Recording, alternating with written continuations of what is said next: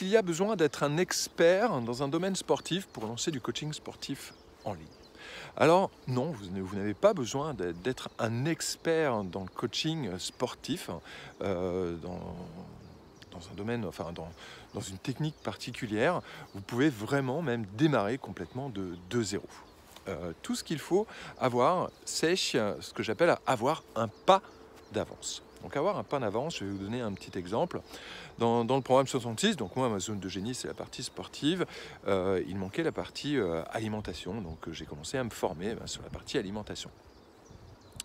Une de mes formations c'était sur l'alimentation intuitive. Et en fait, j'ai déjà commencé à travailler auprès de mes clients au niveau de l'alimentation intuitive dès que je me suis retrouvé tout simplement avec un pas d'avance par rapport à eux. Donc dans l'alimentation intuitive, il y a 8 principes, tout simplement. Donc une fois que j'ai commencé à prendre connaissance de ce principe, que je l'ai appliqué, que je l'ai testé, eh bien j'ai commencé tout simplement à transmettre auprès de mes clients. Je leur ai expliqué voilà, quel était le premier principe, comment on le met en place, quels sont les ressentis, quelles sont les études tout simplement là-dessus, etc. Pendant que je leur transmettais ce premier principe-là et pendant qu'ils testaient tout simplement ce premier principe, eh bien moi j'étais déjà en train d'étudier tout simplement le deuxième principe. Et une fois que j'avais assez de connaissances sur ce deuxième principe, eh bien tout simplement je l'ai transmis auprès de mes clients. Donc voilà, là c'est un exemple au niveau de l'alimentation, mais vous pouvez très bien faire exactement la même chose au niveau de la partie sportive.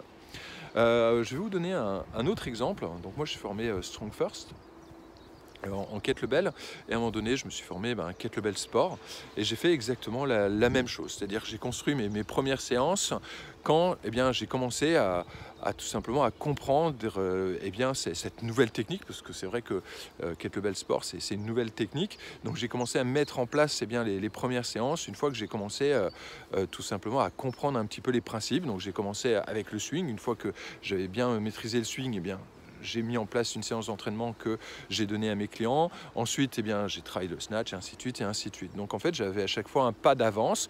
J'étais à la fois élève et en même temps, en fait, un des meilleurs moyens de toute façon d'apprendre et en plus de tout de suite lancer le coaching en ligne, c'est d'être aussi professeur. Donc on peut très bien être élève et en même temps professeur. C'est une bonne façon en fait d'apprendre, de devenir un expert tout simplement dans son domaine, et en même temps de lancer du coaching sportif en ligne. Donc voilà, dites-moi ce que vous en avez pensé. Est-ce que ça vous est déjà arrivé d'être à la fois élève et aussi professeur?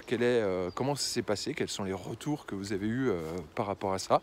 Donc dans l'Académie des coachs sportifs, je vous le dis, il n'y a pas besoin en fait d'être un expert dans un domaine. Par contre, une fois que vous avez une bonne niche, une fois que vous avez un avatar avec une douleur, vous pouvez vous former tout simplement en même temps et être à la fois élève et professeur pour justement lancer votre coaching en ligne.